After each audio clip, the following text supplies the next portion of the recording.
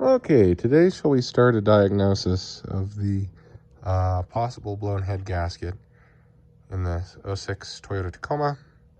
It's a TRD Sport model, 6-speed, 4-liter V6 in it. I think it's got the variable valve timing, whatever. Anyhow, some pretty nice rims on it, TRD shift knob. Paint's in dog shit quality, but whatever. Anyhow, it's got about 190,000 miles on it. One of the things I took note of is, let me turn on my light here. If you look at the level in that coolant reservoir, it's slightly above full. The engine's cold, it's been parked inside overnight. Whenever you go ahead and pull off this radiator cap, take a look down in there. Coolant level is very low. You can't see it. Coolant is there 6 to 8 inches below the level of that radiator fill cap. So it's the first indication. The second, so you start the engine up cold. It has to sit 4 to 6 hours or more. Be basically cold, right? And then you hit the gas pedal while it's idling. It goes up from 650 or 700, whatever its governed idle RPM is. And you can hear it gurgling behind the dash. I believe these are heater hoses right here. And, oh, you can't see that. But yeah, you rev it up to 1500, 2000 RPM and you hear a slight whooshing, gurgling noise. And it sounds kind of like it's coming from behind the dashboard. So there's your second indication, air in the cooling system. The third is upon cold starts, especially if it's, I don't know if you can tell, but it's a little bit frozen outside right now. A little bit of snow. Only like 1.5 feet there. Anyhow. There's a misfire. A slight ticking and it kind of runs hard and it kind of stutters. And another thing that I've noticed increasingly as it's been idling at stoplights when hot is it'll kind of rev up and down. And it's very, very slight, but it's noticeable. You can't really see it on the tachometer, but it almost sounds like the engine's laboring down. Also, the other night, it was 33 below zero on the F scale here, and out the tailpipe back there, we had it parked in the garage. It was just ambient temperature, and we let it idle. And it froze to the floor, and then when it melted a few days later, when it warmed back up to about, I don't know, plus 35 Fahrenheit, there's a waxy substance left on the floor. It was in the shade, so it didn't all the way melt, but it was a very waxy, very hard substance. So partially combusted propylene glycol is likely coming out of the tailpipe. One of the things that I'm worried about with this is its destruction of the catalytic converters and the oxygen sensor. So we're gonna fix that issue. We're gonna diagnose it first here. I'll end up pulling the motor, but if it needs catalytic converters, then I'm not a good enough welder to do that. And I assume catalytic converters, it's new enough, it probably has a couple of them, and that'll probably run several $1,000s. So, gotta love this newer fuel-injected emissions bullshit. Anyhow, if I remember any of the other characteristics of these. Okay, so we'll go through here and explain to you what happens to these cylinder head gaskets. So 3000 psi inside these combustion chambers under maximum load is generally the consensus. It varies between engines, supercharged or not, turbocharged or not, diesels, etc. Ambient or altitude as well has a... Anyways, rule to play, octane the fuels. So there's coolant that travels through each of these passages inside these head gaskets, right? And as the coolant ages, the additive packages go away and the acidity of the coolant increases, right? So it degenerates, I think, is one of the ways that they call it. So right here between this fire ring and this coolant passage, there's only maybe 1/8 of an inch, and between the combustion chamber and this coolant passage, there's only maybe 1/4 of an inch. So it'll eat through and it'll eat up to this fire ring, and then the corrosive high temperature head gasket, or combustion gases rather, will eat their way back through this, the fire ring, and will contaminate the cooling system, and will draw coolant in. You can also pressurize the cooling system. Oh yeah, there's an output shaft seal for the transfer case. Go Toyota for those. The SKF ones don't fit real well. Not that I would know that. Okay, so, oh dear. Well, next I'll show you the quill sleeve or quill tube repair kit. I haven't tried this out yet, so I don't know how well it works, but we're going to give it a shot. It's the Underdog Racing Development quill tube repair sleeve. It's a speedy sleeve, basically, for the input shaft of your transmission.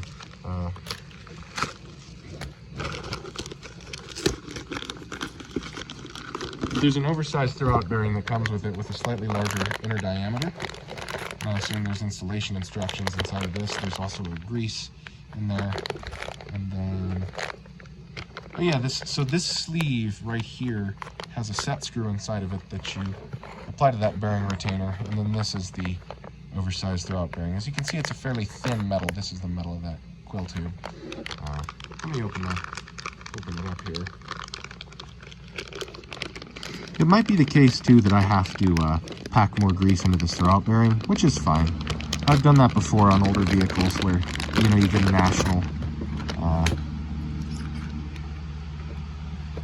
national throwout bearing or SKF, and it doesn't have much grease in it.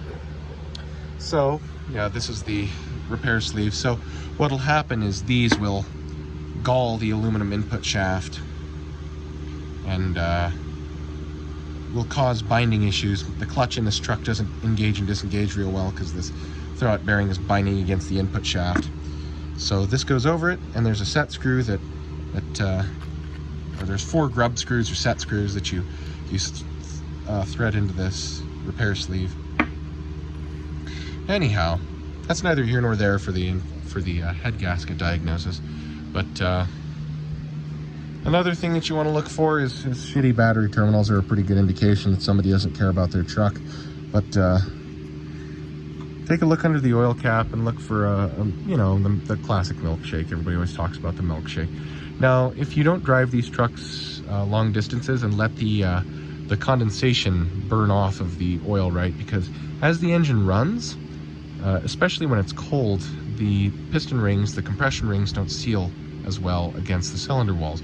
So some combustion gas gets by, and there are 2 main byproducts of combustion, right? Carbon dioxide, carbon with 2 oxygens attached, covalently bonded, and then there's water, right? Hydrogen with oxygen, right? Two hydrogens, the positive charge, and then the oxygen takes on the negative charge. Again, covalent bonding, I believe. But that's neither here nor there. That will accumulate in the coldest parts of your oiling system, and this happens to be one of them. As you can see, it's pretty far away from the combustion chamber, from the crankcase, and it experiences a lot of airflow. So it's not necessarily a good indicator of whether or not your head gasket's blown, just by virtue of the fact that oil can accumulate underneath of this oil filler cap. Okay, yeah, this is a 1GR FE. As you can see, it says GR on the fan shroud there. So we went over the bubbling through the radiator. We went over the oil cap. We went over the gurgling noise, sorry, in the dashboard. Oil cap, radiator coolant loss, stuff out the tailpipe, that waxy substance out the tailpipe that freezes, partially combusted propylene glycol. Because coolant, much like oil, has sacrificial additives in it that increase its lifespan, decreases the quantity of cavitation against cylinder walls, etc., etc. So, of course, that needs to be changed regularly, and it seems as though the person who owned this was probably young and didn't really care about disposable goods. These Toyotas really will last 300,000 to 400,000 miles if you take care of them, but if you don't, then they won't last, just like anything else. It's really a shame too. It's really a pretty truck. It's maybe my favorite body style of Tacoma. Is these half-door pre-facelift second gens. These things look so good, but it's really sad that they're prone to these head gasket and quill tube issues. Also, this one needs a front wheel bearing. I'm pretty sure it needs at least struts up front. It needs shocks in the back, I think, too. It needs an alignment, something fierce. It needs a ball joint, I think. Well, it might be on this side. Yeah, it's on this side. As you can see, that ball joint boot is torn. Well, it's not focusing very well. But yeah, the ball joint boot's torn. The struts here make a weird noise anyhow. So, yeah, I'm almost wondering if this truck doesn't have a lift on it. It sits a little higher than most Tacomas, and those don't look like stock struts. It says Explorer on there, so you can tell this was a young person-owned vehicle, and they probably beat the shit out of it. If you need a good all-season tire too, these Laufens, I don't remember what the brand name is, or what the X-Fit All-Terrain. These work really, really well in the snow, and they do pretty damn well on the ice too. I've run Cooper Discoverers just because that's what I've bought a lot on, or bought with vehicles, you know, that's just what they come with. Those don't do very well in snow and ice. They don't. They're mud and snow rated, but up here, you know, they just get so damn hard in the winter. These Laufens, I commend them. They must be a slightly softer compound, and they're a little bit more siped, a little more siping in the treads there to allow the compound to squish out and to grab onto the, you know, the nooks and crannies of the ice, generate more friction. Again, if I think of anything else, then I'll mention it. If you get to the point that there's coolant in the oil, then you risk washing, well, you probably already washed your cylinder walls down. It'll need bored over new pistons, or at least new rings. And you risk spinning a bearing because water's not a lubricant due to the hydrogen bonding. The water is sticky, right? It likes to adhere to other things, and it has a lot of surface tension, so it's not a good lubricant, and it will eat away. I think these are 3-layer journal type bearings. You know, the steel backing, copper, aluminum, and then Babbitt, I think, is what's on top. Babbitt or pewter, unsure though. Double check me on that. It's been a while since I looked. I don't remember if I put that head gasket number in here. This is the engine overhaul kit. This cost me $438 at Toyota, which is not terrible for every gasket basically that you have in the engine. These are the cylinder head bolts. This is the just Felpro because it was only 68 bucks. That's the part number. There's 16 of them. Toyota wanted $24 a bolt, I think, or $20.40. I mean, that's just rape. And then this is a harmonic balancer, since my front crankshaft seal is leaking, and I'm pretty sure that the sealing surface there is also bad. Well, enough blathering. I've already wasted 20 minutes here trying to film and not get my personal information on camera, so yeah, we'll begin by pulling spark plugs. I want to have a look at the tips, and then we'll compare them to the spark plug analyses online. You can Google those and see what each of those means, what each of the conditions of the spark plug tip and insulator and electrode, it's at body, you know, what that means. So we'll go ahead and pull the engine cover. Might have to pull some vacuum lines, pull the intake, and then we'll pull the spark plugs. All right, so you got the pile of shit, 77 or 776 1074 cooling system pressure tester, and this is rated, or the cooling system rather, is rated up to 108,000 pascals, or 108 kilopascals of pressure, which equates to roughly 15 2/3 pounds per square inch of pressure. Now, as you can see, I've already got this hooked up, and it's holding pretty steady, about 7 psi. So there's the pressure release. I'll show you all how I installed this. Let me find a good spot to prop you up here.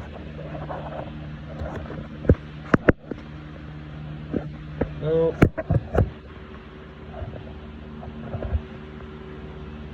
Maybe? Maybe. All right, so to take this off, press down and then hold the expander here is what it's called. And then take this spring-loaded son of a bitch off. Might want to remove this first. Okay. That's part. So as you can see, this is what's called the expander. And then this and this are part of the expander, and this little piece down in here that sits in the filler neck is the adapter. Okay, so to use this, pull it out, and I should clean it off. I was testing it for leaks with PP Blaster, so don't mind the mess. But there's a threaded insert. Here, I'll set you down. There's a threaded insert. Yeah, that goes out the end. I think it's brass. But as you can see, there's a threaded insert, hollow, with a Allen key cut into it or stamped into it. I don't know, metric or SAE fine thread, doesn't matter, because all these adapters have the same, and there's a slight shoulder to expand this adapter out. Now, there's 3 different sizes or flavors of adapter, right? I'm using the smallest one because this is a small radiator cap. Probably use this one for that big old IDI out there. Anyhow, this is number C that I'm using currently. So the first thing that you do is you take this and you thread it on here like so,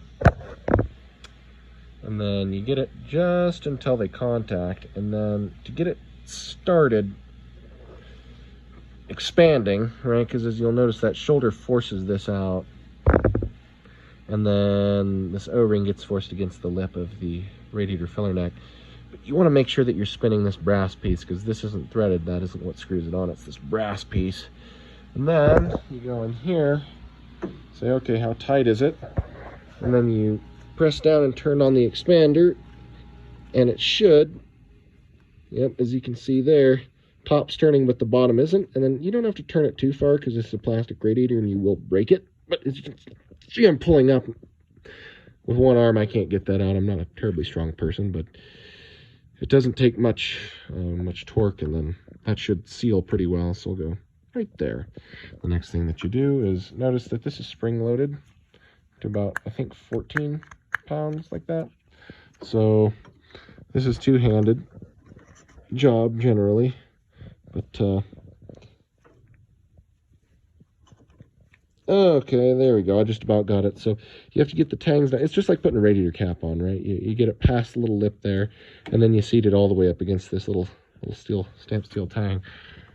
And then you simply pop this onto that. Right, you pop the hose and the ball style adapter. Make sure there's no pressure left in there. There shouldn't be. Onto the whatever thing that is. I don't know. Since this is rated up to 16 psi, we'll go ahead and see if we can't set you down there. Nope, that's going to be a horrible spot for that. There's a hand pump. There's a pump handle here, right? So you press down on that, and then watch this pressure gauge.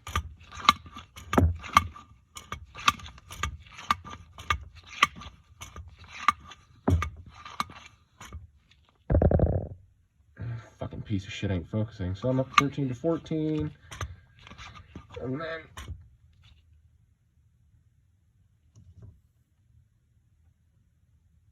listen for leaks, right?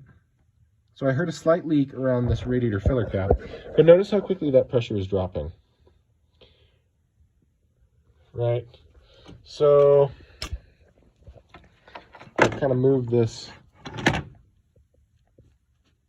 filler cap around, make sure that it's not leaking, but as you can tell, it's barely been 30 seconds. Jesus fucking Christ, focus, you fuck. Yeah, you can just about watch the needle drop. And I haven't noticed any coolant leaks from this system, but it does consume coolant at an alarming rate. So, I mean, really any coolant consumption is alarming, especially if you can't see it, because this sheet of cardboard is bone dry. God damn, this fucking phone won't focus. Wow, this phone's a pile of garbage. Oh, the bullshit you have to buy these days. Anyway. Okay, well, yep. So the specification that the cooling system pressure tester has: no pressure drop, some pressure drop, quick pressure drop. Serious leak is present. So this really is enough of a conclusion, knowing the history of this vehicle, that it's a common problem, really, to diagnose the cylinder head gaskets. But that's about all that we needed to see. I'm still going to go ahead and pull the plugs and have a look-see. I want to see which cylinder is now full of coolant. because that'll that'll tell me which side it's on. Of course, this thing needs some clutch work anyway, so we're going to pull the whole motor and just re-gasket it because I don't really want to sell this truck. But if it needs cats, I will sell it because I'm not putting catalytic converters into something, because that is expensive. Oh yeah, and then you unthread it. You don't really have to hold on to that. Just to get it started, that's all that you have to hold on to. And then just pops right back out. So pretty nifty little device. Another thing I'll say about diagnosing one of these head gasket leaks is a lot of times people will get a flashing check engine light. That'll indicate a severe misfire. You know, of course, because the spark plug's coated in coolant. Now, I like to use a scan tool, but since I'm just a mechanic, I'm not an auto technician working in a dealer or a shop proper, this is about the best scan tool I have. It works well for reading some live data, but it can't interface with the computer quite like I need it to do. I need live misfire counters on cylinders 135 and 246, or however they number the banks. I don't know if this is number 1 or that's number 1, and if it goes 1, 2, 3, 4, 5, 6. Usually they go like 1, 2, 3, 4, 5, 6, but it could be flipped as well. That could be 1 and 2, so on and so forth. As you can see, though, I'm to the point where I've pulled out all 3 of these coils. That front one's a son of a bitch. You undo that plug first. I got a pair of bent needle nose pliers right there. I don't know if you can see them. And then I have a very thin blade yellow screwdriver right there. And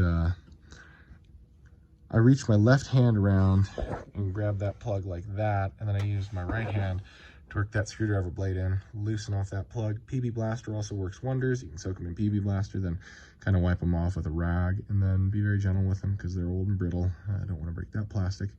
That retainer clip, and then you can pull that off, and then I loosened them. Once I got that loose, and I could wiggle it back and forth on its terminal there, I took that threaded cap screw completely out of the valve cover, so that way I could rotate that ignition coil back and forth, and then with it all the way seated down, I was able to pull that off. If you have it up any, it binds against this wiring harness behind this bracket here. I pulled off this bracket as well because I wanted to be able to actually get to these holes. So next thing's next, I'm going to pull those 3 and then pull those 3 coils and wiring assemblies, and then I'll pull all the spark plugs out, inspect the tips, and do a compression test. Another thing that I'm doing is I pressurize the system up to 16 psi, and already it's done the same thing. Where it's leaked down to about 11.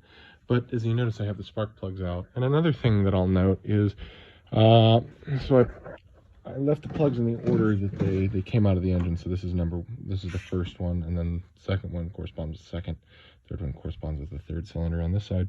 So if you notice, the tip of this one matches pretty well the tip of this one, and then this guy, the insulator is a little bit cleaner, right? So if you compare these two, the insulator's cleaner, everything else looks a bit like it's been steam cleaned, and this one looks rusty, right? This one looks like it has evidence of coolant contamination and steam cleaning. I had to use an impact gun to get this out. I had my 3/8 cheater bar on here, and it was all that I could do to break it loose. Right, I had this. So that's about 9-inch, 8-inch with my hand as it is, and then probably another 6-inch. So that's probably a 14 or 16-inch bar. And this also smells vaguely of engine coolant, right? It doesn't smell like a traditional sequential fuel injected gasoline spark plug should. They have a very distinct smell. This smells vaguely of coolant, so I know that the cylinder is blown back here, but as you can see, I also have a compression tester hooked up right here. This is a shitty one. Now, I want to see what each of these cylinders reads, maybe just on this side even with this compression tester, and then I'll hook up my Napa or my Carlisle brand compression tester. I think that one's broke, so I might need to get it for warranty, but again, if you ever have questions about a compression tester, maybe use more than one, or if the readings are inconsistent, maybe don't trust the O-rings or the gauge, or whatever.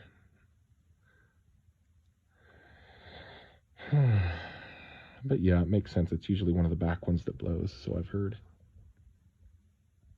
Because yeah, this one smells like coolant, A. B, it looks rusty. C, it looks rusty and steam cleaned, and then C, it was really, really hard to get out of the engine. I have never had a spark plug this hard to get out of the engine, and I've never seen one this hard to get out of the engine that doesn't take the threads with it, which is kind of a testament to the quality of Toyota and their castings and their thread design. So kudos to you, Toyota. Shit. And so the other thing that I wanted to mention is, you notice how I have that step stool, right?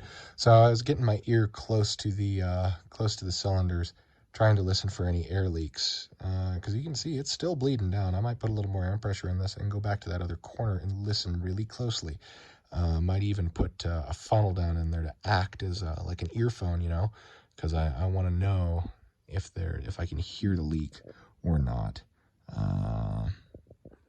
So just while I'm thinking about it, I'm going to do a crank and compression test on it. Since I already know that the head gasket's blown on that back corner, I went ahead and took the intake manifold off.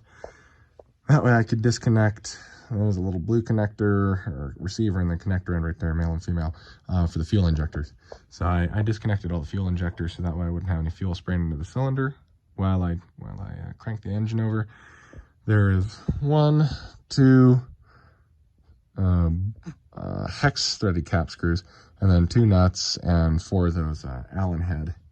I used a 5/16 because I don't have a metric set, but 5/16 seem to fit just about perfect, if not a little tight. So I think they're metric, probably like a 6 mil, 7 mil, somewhere in there. But I didn't have one, so I'll come back in a bit and do a compression test on it now that I got all the plugs out. I'm not looking for an absolute number so much as I am for the numbers to be close to each other, you know, within 10% of each other, right? Because it'll probably read a little high since it'll be cranking faster now with the plugs out than with the plugs in. But I'm not looking so much for factory specification as I am for, oh, you know, I got 140, 150, 87, 145, 149, 151, you know. Oh, 87 is, you know, 28% away or whatever the percentage would be. You know, we know that either the head gasket's blown or that the rings are worn out there from being washed down with coolant. So I just want to run a baseline on this engine. I don't even need to do a leak down test on it. I have a leak down tester, Carlisle brand leak down tester. This guy right here, which I could use. I have an air compressor, but no sense in doing that if I don't need to waste the time doing it because I already know which head gasket's blown. So, all right. Cheers. So the purpose of this compression test is twofold. The secondary thing that I did was I put a rag over the intake while I cranked the engine over, just to see if there's any water that was blowing out of the combustion chamber whenever I cranked the engine over. And good news, there isn't. There's just an ever so slight bit of mist that came out whenever I cranked it over the first time to do the compression test. But the good news is the compression readings are all fairly similar. So you can see this one is at 180, hooked up in the cylinder number 5, I think. There, just let it off. And compression readings are all pretty consistent, so I don't have any complaints. I wonder if this one's high because there was coolant a little bit in the combustion chamber, reduced the volume. And then this one might have been low because pressure is leaking out of it. But this one's definitely the one with the blown head gasket. This side is all very consistent. So 175 to 180 is really the range that I was seeing. So I think the diagnosis is blown head gasket, and the prognosis is pull the motor, pull the heads, dick with the clutch, and shove her all back together. Got a valve cover leak, valve cover gasket leak, rocker cover gasket leak, whatever you want to call it. Cam cover, since it's a Dodge motor. And then, oh yeah, you can just kind of pull these throttle bodies off real easy. That's nice. There's only 4 10 mil head threaded cap screws, and then they come out. So it's very thoughtful of Toyota. I don't like drive-by-wire stuff, but whatever. It's the way of the future. Emissions regulations, and everybody wants all these fucking gadgets and shit. So, you know. Well, we'll see what we find. I'm probably going to go home. It's 5 o'clock and it's Saturday, so I got all the diagnosing done that I think I need to do. If your diagnosis wasn't as complete as this, so I talked to Rising Sun Toyota here in Bozeman, and one of the things they do is they leave that coolant pressure tester on this cooling system overnight. They fill it all the way up, and then they leave that pressure tester on overnight and see which of the cylinders it leaks into. And the other thing that they do is if they have a cylinder they suspect, you can do a leak down test, and you can leave it for a couple hours. Granted, it'll take up your garage space or your hoist space for like a day if you were to do all 6 cylinders. But if you leave that leak down tester on there, and then pressurize each of the cylinders and check for a very slow leak. Now, my leak down tester is a little bit different. It'll indicate to you immediately just how much leakage is out of the cylinder. At least this is my only experience with a leak down tester. They might all work this way, but this is the amount of leakage, and then this is the supplied air pressure. So generally I'll bring the engine over to top dead center, exact top dead center with a screwdriver between the compression and combustion stroke. So that way both the valves are closed. I'll try to get that piston to just lock straight up and down without wrist pin. If it's off to one side, it'll go. So you supply upwards of, with the IDIs, I do 70 to 80 psi, and then it'll start leaking. So actually, a leak down test, I suppose, you wouldn't have to leave it pressurized. Instead, you bar the engine over to top dead center of the compression to combustion stroke for each of the cylinders, and then supply them air pressure and see how much leakage is on each, and then you can record it in the same way I did the compression test. But I seen that cooling system pressurizer was leaking down pretty well from the radiator cap, and that spark plug was seized. The cylinder head, the compression readings between those two cylinders are wonky. 175, 175, 180, 180, and then 165 and 190. That's weird. So we definitely know the problem is between those two cylinders, which makes sense because if you remember when we looked at the head gasket, right, that little orifice between the two combustion chambers can be the problem. Anyhow, hopefully this helped. Thanks for watching.